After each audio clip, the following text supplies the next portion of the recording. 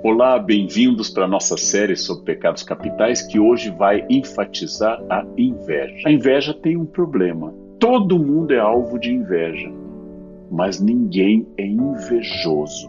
Vejam que coisa interessante. É o pecado sem pecador. Por que será que acontece isso? Vamos desenvolver mais. A inveja é um caminho fascinante para conhecer a alma humana. Vamos começar com uma distinção muito importante que eu já fiz em público, já fiz por escrito, mas sempre é bom lembrar. Inveja é diferente de cobiça. A cobiça é o desejo que eu tenho de um bem ou de algo que lhe pertence. Eu tenho cobiça sobre o seu carro e por isso eu posso ou roubá-lo ou tentar alguma coisa. A cobiça, inclusive, pode ser positiva. Eu tenho muita cobiça da forma que você fala francês. E eu vou perguntar a você com quem você estudou francês, onde você aprendeu, e eu vou tentar reproduzir isso. Nesse caso, a cobiça pode ser positiva, porque ela se transforma em uma alavanca, em um modelo, em uma meta que eu quero atingir. Então a cobiça é o desejo sobre algo que pertence a outra pessoa, não necessariamente um desejo negativo. A inveja não. A inveja é sempre negativa. A inveja não é eu desejar a sua casa, o seu casamento, o seu emprego, o seu relógio, sua maneira de falar em público. Isso não é inveja, isso é cobiça. A inveja é mais sofisticada e mais terrível. A inveja é a tristeza que eu sinto porque você é feliz com essas coisas. A inveja é o fato de que eu não tolero a sua alegria, a sua felicidade, por ter uma bela esposa, um belo marido, por ter um bonito carro, por saber falar bem uma língua, por ser alegre, por ser despreocupado, seja o que for. Não é exatamente a vontade de ter o que você tem, mas vendo que você tem algo que eu acho interessante, que pode ser um dado objetivo, um relógio, ou um dado subjetivo, seu equilíbrio, sua paz de espírito, eu fico muito irritado com isso e isso me perturba. Uma das raízes da palavra inveja, não é a única, é que a inveja lhe cega, ela é invidere invidere, ou seja, eu não te vejo. Exatamente não ver, não perceber a mim e a você, mas apenas aquela dor pela sua felicidade, me torna como invejoso um cego.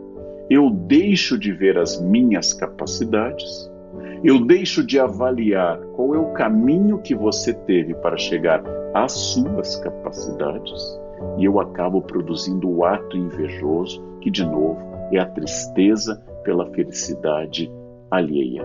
Então a inveja é um tipo de cegueira, ela é um erro estratégico, porque nem eu quero chegar onde você está, e nem estabeleço uma meta para ter o que eu acho que você pode ter. Poderíamos falar, por exemplo, em uma cobiça positiva, mas não existe a popular inveja branca, uma maneira que as pessoas dizem, eu te invejo, mas é sem maldade. Não, toda inveja é negativa, porque eu te invejo porque eu não tolero a sua alegria, e não exatamente sua habilidade ou o bem que você possui. O invejoso observa, e por isso que na cultura popular a inveja sempre está associada ao olho grande. Muitos amuletos contra a inveja trazem um olho, como o olho grego, o olho turco, trazem amuletos que exageram o olho, que são formas de eu dizer que eu estou rejeitando essa energia negativa que vem do outro, porque o primeiro ponto para eu invejar é eu ver a felicidade de outra pessoa. Felicidade é um elemento muito desafiador. Muita gente se sente incomodado com a felicidade. Por quê? Porque a felicidade é uma luz. A felicidade, a alegria familiar, material, afetiva, corporal, é uma luz e essa luz ilumina pessoas que estão pelos cantos. Pouca coisa incomoda tanto a minha dor como ver a sua alegria. Até então eu convivia bem com o meu ressentimento, com a minha amargura, com o fato de eu estar insatisfeito com o meu corpo, com eu não saber as coisas que eu deveria saber, com a minha impaciência, com a minha brutalidade, com a minha imbecilidade, com a minha boçalidade. Mas de repente eu vejo alguém que é o oposto a isso, alguém que brilha, alguém que é interessante, que é inteligente, que pode ter um bom corpo, uma boa família, ou alguém que simplesmente é feliz com essas coisas. E essa felicidade é um sol, e o sol vai tornar a sombra ainda mais escura. O sol chega até o canto e desperta ali o invejoso, que até então achava que essa dor era natural e era dele. E a dor então, ao invés de ser para mim, ao invés de ficar comigo, ao invés de me amargurar sozinho, ela se vira para a luz e passa a dizer que a culpa da sombra é da luz. Por isso que o invejoso é alguém que para de se analisar, para de crescer, para de se desafiar e centra sua energia no objeto da inveja. A inveja é terrível. De todos os 7 pecados capitais, é o único pecado que nunca, jamais é admitido. Vejam, muita gente se orgulha da ira. Ah, eu sou irritado mesmo. Se pisam no meu calo, levam. Não tenho sangue de barata. Outros se orgulham da avareza. Não, eu não sou avarento, eu sou controlado. O que é meu. Outros se orgulham da preguiça. Eu sou tranquilo mesmo, não sou de ficar fazendo muita coisa. Mas ninguém se orgulha da inveja. A inveja é o grande pecado envergonhado. A inveja é o pecado que todas as pessoas não admitem, mas são alvo de inveja. A inveja nunca é reconhecida. E por quê? Porque, obviamente, a inveja contém um problema grave. É o reconhecimento da impotência, da incapacidade. Porque o invejoso sabe, no fundo, que ele está infeliz, porque o outro conseguiu o que ele não tem, o que ele não consegue, o que não é possível, não está a seu alcance ou simplesmente ele acha muito trabalhoso. A inveja é uma impotência, a inveja é uma fraqueza, a inveja é uma incapacidade de produzir a própria felicidade, e por isso miro tanto na felicidade alheia. A inveja então se disfarça. Um dos disfarces da inveja é a ajuda. É a pessoa dizer, eu não estou criticando porque eu te invejo, porque eu quero o seu bem. É porque eu estou a serviço do verdadeiro conhecimento. É porque eu temo pela sua saúde. É porque eu acho que isso faz mal para você. O invejoso costuma dourar a pílula, costuma traduzir em interesse. Eu não falo para você ficar falando da sua família, que isso é errado, porque eu acho ruim. Eu adoro a sua família. Eu adoro a sua felicidade. Mas sabe que tem gente aqui no trabalho que é invejosa. Em geral, eu desloco para terceiros o que é o meu sentimento. É muito comum no invejoso a expressão: nossa, você sabe que eu sou seu amigo, mas tem gente aí falando. Quando eu me aproprio da fala dos outros, é porque eu não tenho sequer a coragem de enfrentar, olho a olho, cara a cara, a pessoa e fico utilizando outros críticos para dizer aquilo que eu penso. Eu estou do seu lado. Por mim, você pode falar à vontade do seu carro, pode falar que perdeu 10 quilos, pode falar que fez uma viagem maravilhosa. Eu fico feliz com as suas conquistas, mas você sabe que a Patrícia lá do financeiro, que o João lá do RH, esses são invejosos. Cuidado, cuidado, meu amigo, cuidado com eles. Sim, talvez a Patrícia seja invejosa, mas com certeza quem está dizendo isso também é. E está buscando apoio em outras pessoas. Há uma outra característica da inveja: você nunca inveja algo distante. Ninguém diz, e esse sultão do Brunei que é bilionário? Você não tem inveja do sultão do Brunei. Você não tem inveja de Alexandre o Grande, de Napoleão o Grande. Você não tem inveja de Carlos Magno. Você tem inveja de alguém próximo. O invejado, o alvo da inveja é sempre alguém da família, da vizinhança, do trabalho, ou que pelo menos você tenha contato com as redes sociais de alguém vivo. Essa inveja nasce de alguém que você olha, que tornou inclusive vivo por acompanhar nas redes sociais. O invejado é sempre alguém próximo, seja pela imagem, seja pelo tempo ou proximidade geográfica. O invejado é sempre alguém ao meu lado que estabelece essa comparação incômoda porque está mais próximo do seu universo. Bem, e daí que o príncipe de Dubai seja multibilionário? Eu nunca encontrei, eu nunca vou encontrá-lo, ele não é do meu círculo, ele não compra no mesmo lugar, ele não trabalha ao meu lado. Mas você, aqui do meu lado na mesa, Você, quem eu acompanho nas redes sociais, você sim, você desperta meu sentimento invejoso. Eu vou fazer uma leitura de um poema que eu gosto muito, que é O Mal Secreto, do Raimundo Correia. Raimundo Correia é um maranhense genial que nasceu em 1859, morreu em 1911. Eu sigo aqui o caminho que outros analistas, como por exemplo Zuenir Ventura, no livro sobre inveja, seguiu a utilizar esse poema também. É possível, como nós vamos ver, fazer outras leituras, mas vamos primeiro conhecer o poema que talvez você já tenha ouvido, Mal Secreto. Diz o poeta: se a cólera que espuma, a dor que mora na alma e destrói cada ilusão que nasce, tudo que punge, tudo que devora o coração, no rosto se estampasse. Se pudesse o espírito que chora ver através da máscara da face, quanta gente talvez que inveja agora nos causa, então piedade nos causasse. Quanta gente que ri talvez consigo guarda um atroz recôndito inimigo como invisível chaga cancerosa. Quanta gente que ri talvez existe, cuja aventura única consiste em parecer aos outros venturosa. Eu posso, claro, supor que esse poema seja uma profecia sobre redes sociais, porque ele fala de pessoas que apenas fingem felicidade para agradar ao mundo. Poderia ser o poema das redes sociais. Mas é possível pensar exatamente naquela reação interna do invejoso, a pessoa que olha algo que lhe causa inveja, a cólera, a dor, e a pessoa não revela isso no rosto. Ai, se nós pudéssemos ver, se no coração do invejoso aparecesse o rosto e se no rosto fosse traduzido o coração. Se a gente pudesse ver através da máscara da face aquela pessoa a quem você comentou, troquei de carrela. Que bom, como eu estou feliz com você. Essa pessoa, se eu pudesse perceber essas coisas, se eu pudesse entrar na alma dela, eu veria um inimigo, talvez como invisível chaga cancerosa, como se fosse alguém corroído pela própria dor. Este poema belíssimo, do grande Raimundo Correia, traz à tona essa possibilidade.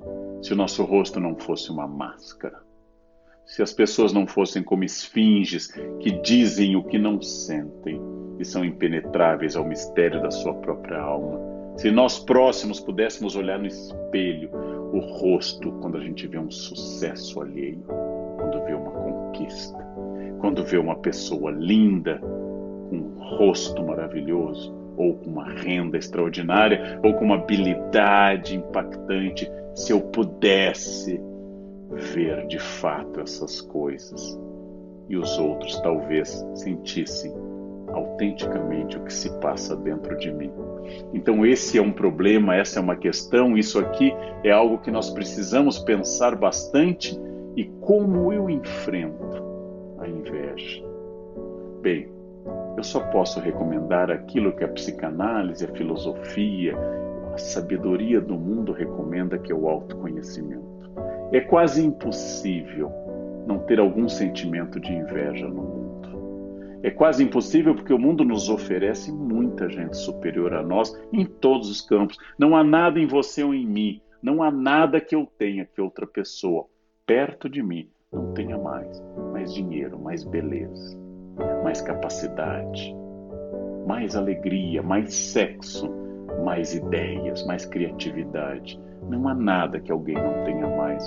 Então é muito difícil, eu precisaria de uma sabedoria, de uma pessoa muito elevada, em que eu pudesse observar as conquistas do mundo e dizer que bom que as pessoas estão conseguindo bem mais do que aquilo que eu próprio tenho. É claro, quem ouviu isso diz, não, eu não sinto inveja. Veja esse vídeo de novo, acompanhe mais uma vez, reflita de novo. E é também difícil viver no mundo sem que eu me torne vaidoso, porque por incrível que pareça, alguém mais feio, alguém mais burro, alguém com menos dinheiro, com família pior, alguém mais problemático, mais neurótico, mais problemas, alguém que sabe menos do que eu. E eu posso me sentir vaidoso. Como é que eu vou deixar de sentir vaidade e inveja? Comparações enormes, positivas ou negativas. Como eu vou conseguir isso? Bem, Eu preciso de autoconhecimento. A primeira grande questão é que não é um erro sentir esse incômodo com a felicidade alheia. Talvez deixe de ser um erro quando eu atingir aquele estágio de iluminação final, mas por enquanto eu e você somos pessoas normais, que se estamos lá batalhando muito para conseguir alguma coisa, e vemos alguém que conseguiu com facilidade ou aparente facilidade, isso me incomoda. Então, nesse caso, eu vou ser invadido por um sentimento difícil. Aqui estou eu lutando para pagar as contas e fulano ganhou da família um dinheiro fácil. Por que é tão fácil para ele e é tão difícil para mim? Aqui estou eu lutando para perder peso, deixando de comer tudo que eu gosto, fazendo atividade física e a pessoa ao meu lado, sem nenhum esforço, parece ter produzido um corpo ainda melhor. Aqui estou eu naquela aulinha de inglês há anos, tentando entender aquela musiquinha dos Beatles. E eis que do meu lado tem alguém que, sem nenhum esforço, canta sem sotaque e sabe todas as músicas. Por quê? É sempre complicado. Quando eu for um ser iluminado, elevado ao mais alto da sabedoria, eu vou entender que aquilo diz respeito àquela pessoa. Eu não cheguei lá, eu não consegui isso ainda, mas eu vou estimular que eu entenda que a vitória de outra pessoa, em primeiro lugar, é uma vitória que nada muda a minha existência. Que alguém tenha muito mais dinheiro ou muito menos, isso não afeta a minha renda. Se eu perguntar por quê, eu não vou encontrar uma resposta, porque essa lógica não existe. O autoconhecimento vai me conduzir a pensar que se eu sentir inveja, eu apenas notei uma ferida, e essa ferida pode ser trabalhada. Eu posso, em primeiro lugar, produzir cobiça positiva, que eu disse lá no início do vídeo, que era boa. Cobiça positiva é quando eu lhe digo, como é que você conseguiu essa casa? Quem é seu arquiteto? Quem é seu decorador? Como é que você conduz tão bem essa reunião? Me dê algumas dicas para ver se eu consigo melhorar, porque talvez uma pessoa que tenha êxito num campo possa me ajudar a melhorar. Mas se a pessoa me revela algo que eu não tenho como alcançar, ela é milionária porque herdou ou porque tem um talento para as finanças enormes, eu não tenho o que fazer. E se eu não tenho o que fazer, também não há motivo para a inveja. Eu tenho que aceitar que as coisas são desiguais no mundo e que eu tenho habilidades e outras, talvez não tão notáveis, tenho defeitos e outros não têm.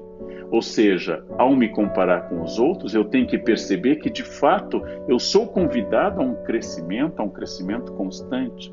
E se é importante para mim, eu tentarei. E se eu não posso alcançar, o que eu posso fazer? Que os que têm menos ou os que têm mais, nada mudam minha existência. Por isso, muito cuidado com as suas críticas. Uma boa crítica é feita com a intenção de melhorar uma pessoa. É feita de forma mais tranquila possível. Se eu comecei a trazer venenos, adjetivos, problemas, se eu comecei a trazer o fígado para a crítica, obviamente eu não sei se eu estou criticando a pessoa ou mostrando o quanto ela me incomoda. Se eu fico seguindo alguém nas redes sociais e postando minha raiva sobre essa pessoa e falando constantemente, é evidente que há algo ali que me incomoda muito. Se a pessoa é ruim, por que eu me incomodo? E se a pessoa é boa, por que eu me incomodo? O que isso revela de mim? Então, eu devo ter muito cuidado com a crítica. Sim, a crítica é importante, às vezes ela é profissional. Um médico é obrigado a criticar o resultado de uma dieta em um paciente. Um professor é obrigado a criticar a prova que o seu aluno fez. Um pai, muitas vezes, é obrigado a criticar o filho, mas é preciso que a outra pessoa sinta que essa crítica só tem um grande objetivo, que eu melhore, que eu, o criticado, cresça. E essa crítica é feita com um interesse enorme de desenvolvimento. Se ela é venenosa, se ela é agressiva, se ela vem com apelidos, se ela vem com raiva, o que eu estou percebendo? Que por trás de uma crítica, inclusive justa, existe a minha dor, a minha inveja, provavelmente. Fulano tem milhões que seguem nas redes sociais, só pode ser porque ele é um imbecil. Bem, se ele for um imbecil, o que você pode fazer a respeito? E se ele tem milhões de seguidores, devem ser todos imbecis, claro, porque só os que te seguem são geniais, Os que seguem a outra pessoa devem ser idiotas, mas você quer mais seguidores? Você quer os seguidores imbecis daquela pessoa? Mas se você não quer aqueles seguidores, por que está criticando? O que lhe dói? O que lhe incomoda, meu amigo? Por que que você grita ao mundo, cheio de apelidos e de dores, a sua inveja? Por que que você não consegue dizer que estão competindo no mesmo campo e que a outra ou o outro avançou mais do que você e você não consegue mais isso? E ao invés de reconhecer a sua zona escura, você ataca o sol alheio, sol real ou sol imaginário. Às vezes é imaginário. Ou seja, se o outro é nada, por que você o ataca? E se o outro é muito melhor, por que você o ataca? Por que você quer fazer essa crítica? Essa é a grande questão. Então, através da análise da inveja que eu sinto, e todos sentimos, eu inclusive, principalmente, através da análise que eu faço, eu consigo me entender mais. E se eu nunca serei de fato alguém iluminado, alguém que consegue estar acima do bem e do mal, isso não quer dizer que eu não possa progredir. E que ao sentir a dor pela comparação no emprego, em família, na rua, no condomínio, no transporte, em qualquer lugar, na internet, eu possa ter um pouquinho mais de consciência que eu estou falando de mim, quase sempre de mim. E não tem nada a ver com a outra pessoa. Então, para que dar essa bandeira?